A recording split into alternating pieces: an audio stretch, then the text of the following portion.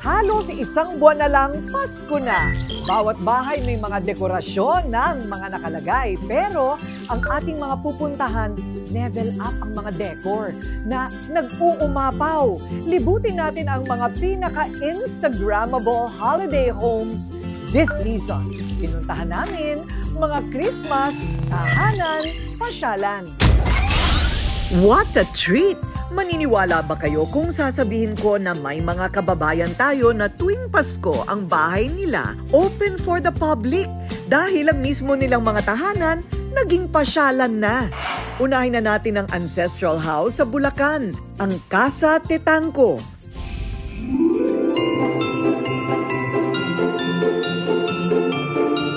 Tuloy po kayo sa aming bahay. Yan ang nakangiting salubong ng bawat miyembro ng pamilya Tetangco.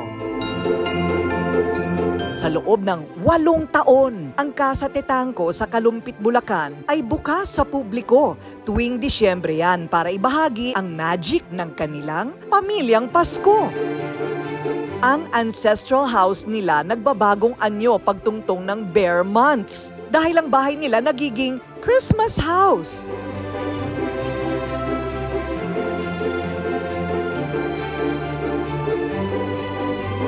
Bumibida ang iba't ibang laki ng Santa Claus, mga Christmas tree. May mga koleksyon din ng mga mugs, kotse, pati Christmas village, kompleto sila. Ang karamihan dito naipong laruan ng bunso sa pamilya na si Father Von. Naging tuloy itong bahay na kahit hindi Pasko, naging parang house of collection sa dami ng kinokolekta.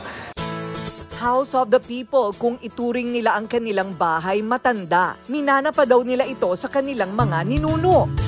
Humigit kumulang 100 taon na ang nakakaraan. Yung lolo namin na siya ang nagpagawa nito at nag-design ng bahay na to. Parang bahay Kastila, pinaayos na lang namin. Santuaryo ng masasayang alaala ng 10 magkakapatid ang 2 palapag na bahay na ito. Sa maniwala kayo't hindi, musmus pa lang daw sila ang motto na nila, sharing is caring. Dahil sa dami nila, sa lahat ng bagay dapat may kasalo at may kahati. Wala sa bokabularyo nila ang salitang maramot. Naalala ko na 4 ang kwarto namin nung araw, 4. Isa sa para sa parents ko, yung isa sa kapatid kong babae, 3. Yung dalawa sa ibang kwarto, 5 kami doon sa isang kwarto, doon sa isang kwarto, 2 wala kami. Share kami, share. Itong bahay namin ay legacy ng mga magulang namin. Naalala namin nung maliliit kami, marami nagpupunta ng mga tao dito. Kasi nga, yung mga magulang namin ay palakaibigan. Pero ang hindi alam ng marami, dekada 40 pa daw ay bukas na ang tahanang ito sa taong bayan. Dahil noon pa man daw ang bahay nila ay bahay na ng mga taga rito. Lahat silang magkakapatid saksi sa pagiging bukas ng kanilang pinto para sa mga taong nangangailangan. Laging maraming tao dito sa amin. Yung mga magulang kasi namin, maraming tinutulungan, maraming organisasyon na pinasalihan. So, yung ibang tao pumupunta rito humingi ng tulong, minsan payo.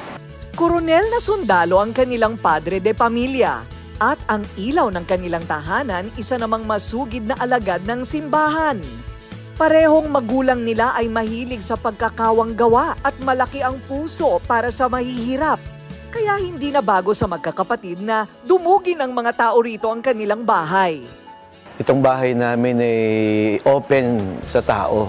Talaga pag may nangangailangan, halimbawa pumabaha sa bayan, sa Kalumpit, dito tumutuloy yung mga kamag-anak namin. Pag may namimigay ng gamot, dito namimigay ng gamot o ng goods. Panuuran ito ng mga taga rito, yung palibasa nga, kami lang ang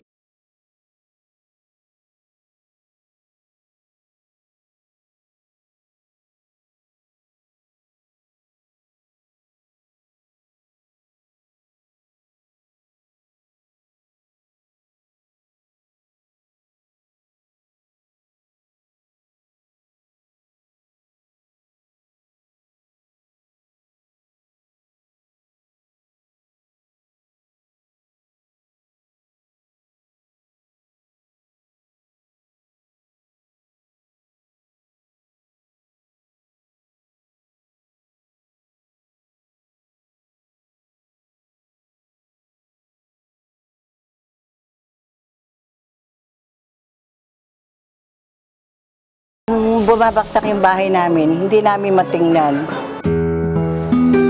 Sa pagguho ng kanilang munting kaharian at pagkawasak ng mga alaala ng kanilang kabataan. Paano nasagip ang bahay na ito sa tuluyang pagkasira?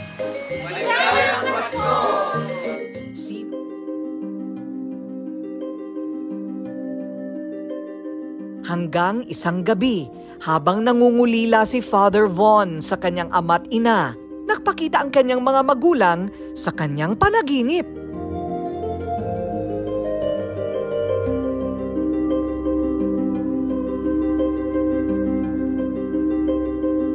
Pinakiusapan daw siya na muling buuin ang kanilang masayang tahanan at buhayin ang bayanihan sa loob ng kanilang pamilya. Si Father Bon, siya ang nagpasimula ng pag-aayos ng bahay na to. Agad na sinimula ng bunso ang pagpapakumpuni noong 2013 sa kanilang ancestral house. Isinalba ang pwede pang mapakinabangan para ang alaala ng masayang pamilya ay hindi masayang. Ang mga bintana ginawang dekorasyon, ang mga poste naging bookshelves, pati katre ng kanilang mga magulang naging palamuting nakalutang.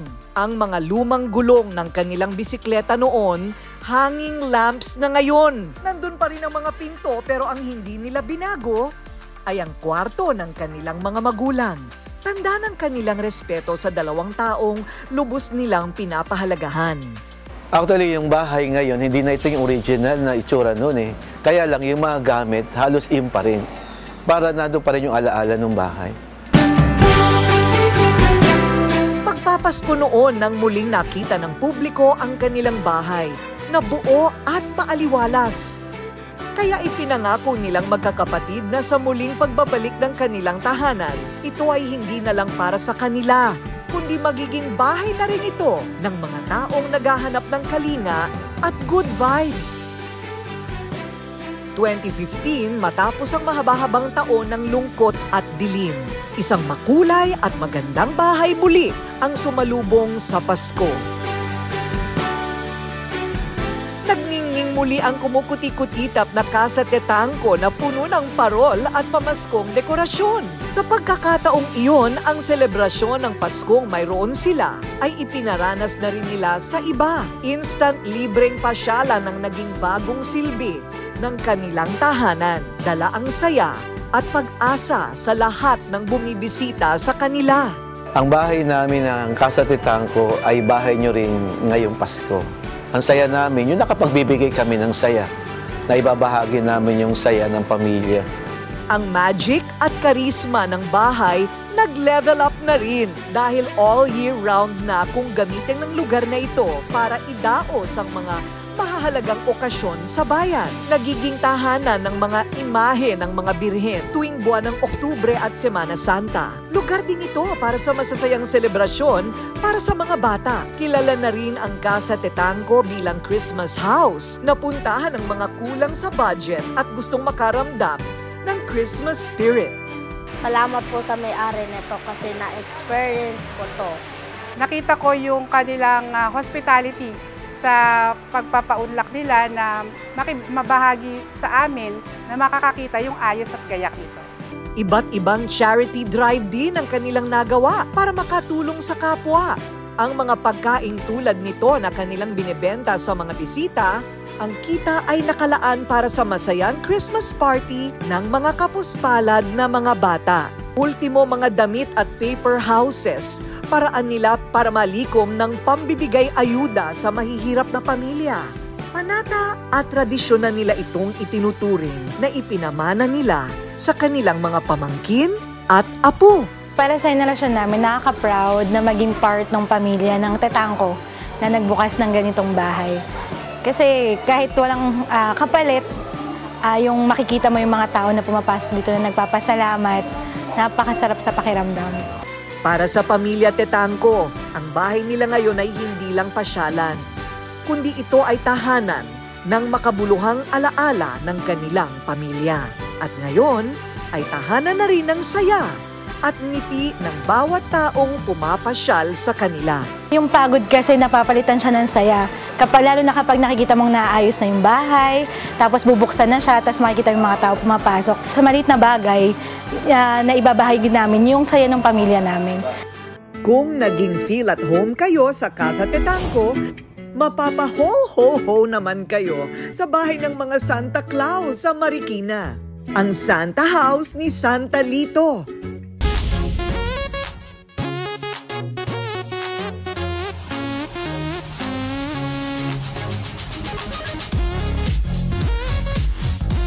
Santa Claus din lang naman ang pag-uusapan. Name it, because they all have it. Mula sa mga naglalakihan hanggang sa mga pinakamaliliit pero detalyado. Mga pinakamura hanggang sa mga nagmamahalang imported figurine. Mga simple hanggang sa mga level up na mga design. Iba't ibang hugis, kulay at mga itsura ni Santa Claus. Abay, bumibida yan ngayong Pasko sa isang kakaibang bahay sa Marikina City. Ang lahat ng Santa Claus na ito, koleksyong binuno ni Lito Henilo ng mahigit 15 taon. Kaya saan ka man pumihit, kaliwa man o kanan, taas man o baba, OMG, Santa is all around nga naman talaga. Pero how true na all year round din daw itong nakabalandra? Hindi na po siya inaalis, from time to time, nililinis siya at inaalagaan. Andito lang po sa bahay namin. International photographer ang trabaho ni Lito sa mga events na natatapat tuwing Pasko. Kaya bawat lipad niya sa iba't ibang bansa ay bitbit niya ang mga imahe ni Santa pag-uwi ng Pinas. Nariyan ang mala-Hawaiian look at surfer na Santa. Ang iba't ibang trabaho ni Santa mula pa Russia. May version din siya ng pamosong Statue of Liberty sa New York na si Santa ang may suot ng korona. May rocker, piloto, chef. Pati Indian version meron din siya. At take note ha, hindi daw gawang biro ang halaga ng mga ito. Dahil ang iba umaabot pa ng 75,000 pesos hanggang more than 100,000 pesos ang bawat isa. And we're here! Ang kakaibang bahay na ito na puro Santa. Kaya tawag dito sa Marikina ay ang Santa House. At kapag pumasok ka daw dito sa Santa House, kailangan may costume. Kaya eto, kailangan may ganito daw. Bagay ba? Okay, so, hindi ba ang gaganda? O, may bumababa sa chimney. Tapos meron pa dito nakamask kasama ng kanyang reindeer. Kasi nga naman COVID time. Puro Santa, Santa everywhere. O, ito naman, yung Statue of Liberty parang nasa New York na Santa. Pero meron na akong parang nagustuhan at paborito. Kasi parang totoo talaga siya. O, ayan, o, ayan. Ayan. Ho, ho, ho! Merry Christmas, Miss Kay! Ako diba? po si Santa Lito. Si Santa Lito ang may-ari ng pabuloso na koleksyon ng Santa na ito na all year round nasa bahay niya.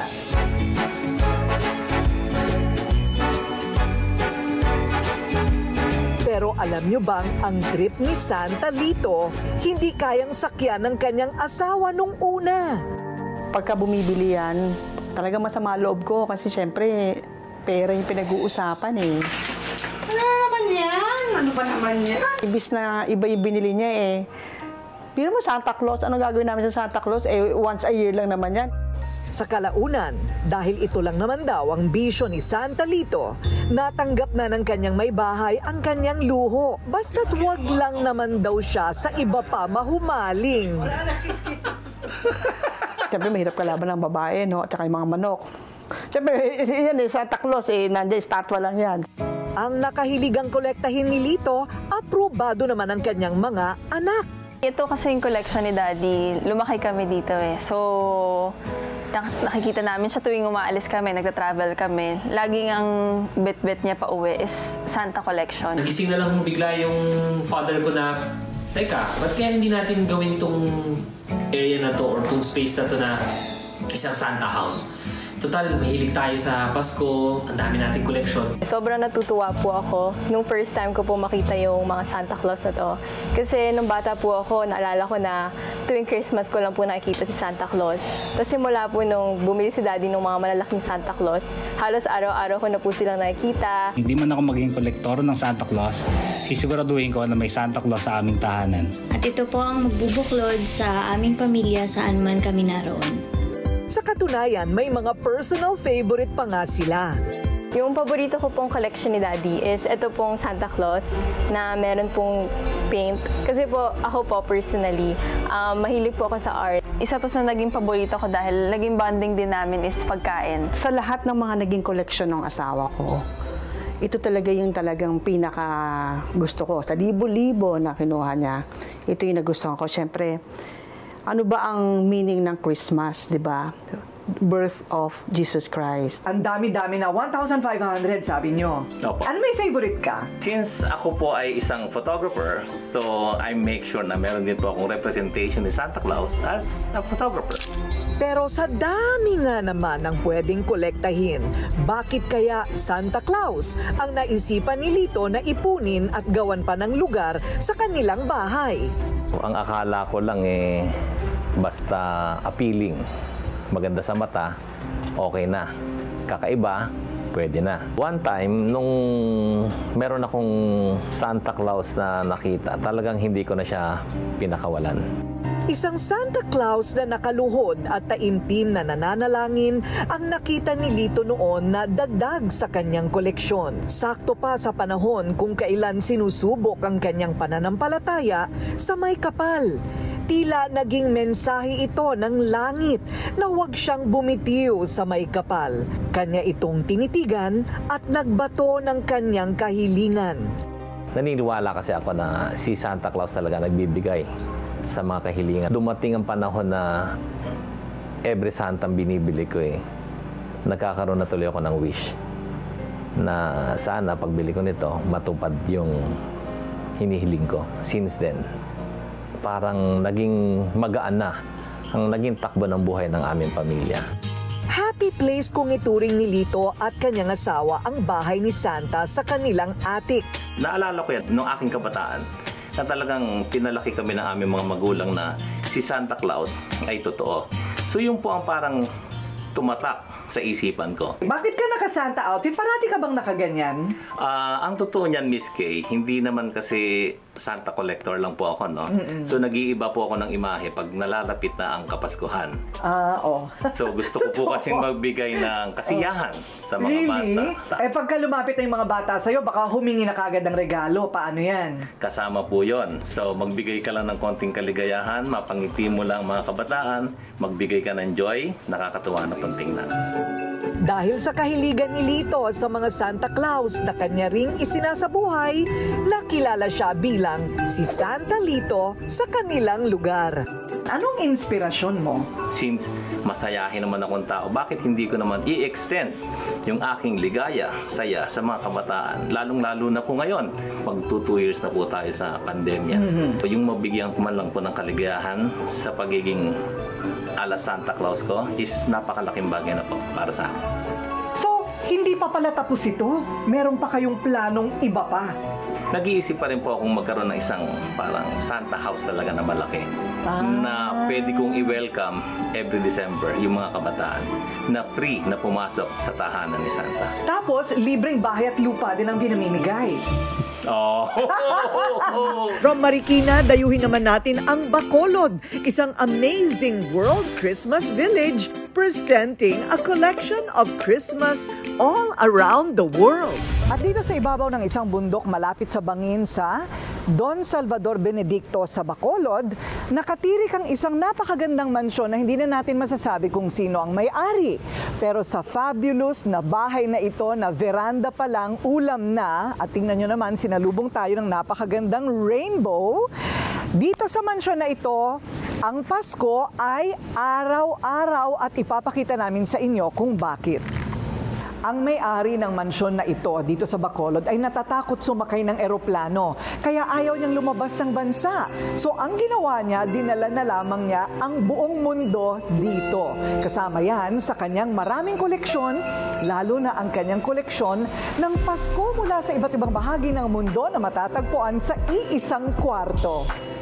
At sa likod ng pintuang ito ang isang amazing World Christmas Village like you've never seen before. Handa na ba kayo?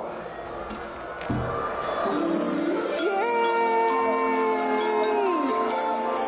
This is the entire world kapag Pasko na makikita ninyo sa loob ng isang kwarto. Mapapanganga ka sa dami ng eksena ng Pasko na matatagpuan sa iba't ibang bahagi ng mundo at lahat ay sinaliksik ng mabuti ng mga gumawa para may representasyon ng halos lahat ng bansa at kultura sa mundo dito sa iisang kwarto na ito. At sino ang mga henyo sa likod ng miniature Christmas village na ito? Meet Mark and Lee na matagal na palang nagkukumpuni ng ganitong mga Christmas village para sa ilang mga tahanan dito sa Negros. Nang magkakilala si Mark at Lee, 20 taon na ang nakakalipas. Kapwa sila kolektor ng mga ornament pampasko.